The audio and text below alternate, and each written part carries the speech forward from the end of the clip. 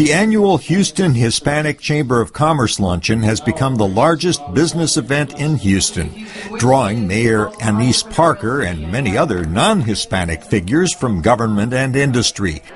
In the past 4 years, under the leadership of President and CEO Laura Murillo, the Houston Hispanic Chamber of Commerce has experienced a 600% growth in membership. Murillo says Houston's young population, its location, and the general business-friendly environment in Texas all help.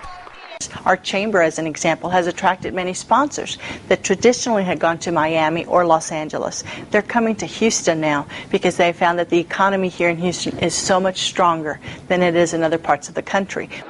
Many businesses here see an advantage in hiring local Hispanics who can help build links with Latin America. Francisco Grados works for an accounting firm that is 30% Hispanic.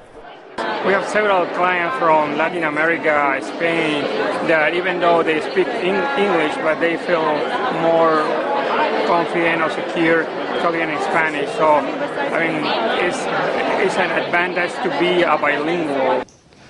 Rice University sociologist Steve Murdoch says Texas's future depends on Hispanics, the fastest growing segment of the population. 65% of the growth in Texas was due to the Hispanic population.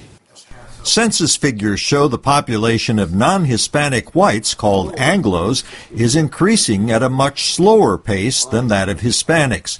In this county-by-county breakdown, blue represents growth and red decline. Anglo growth in Texas is clearly limited, while Hispanic growth sweeps the map in blue with only a few counties in red. The difference between this red and this red is what's going on in Texas. While immigrants account for most Hispanic population growth in other states, Murdoch says the growth in Texas comes mostly from natural increase within a well-established population.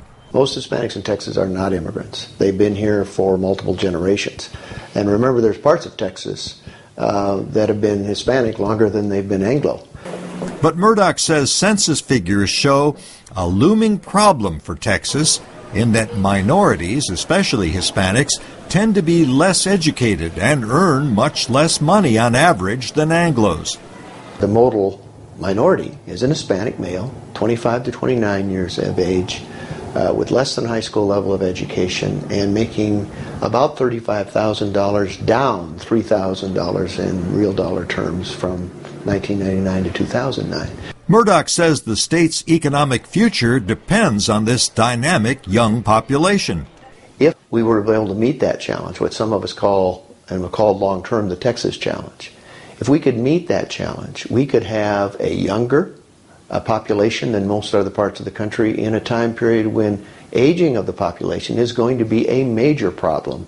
Going to total up to the total. The Houston Hispanic Chamber of Commerce's Murillo says educating young Hispanics is key. We will be the economic engine of not only the city of Houston, but of Texas, and that will require a more educated Hispanic community.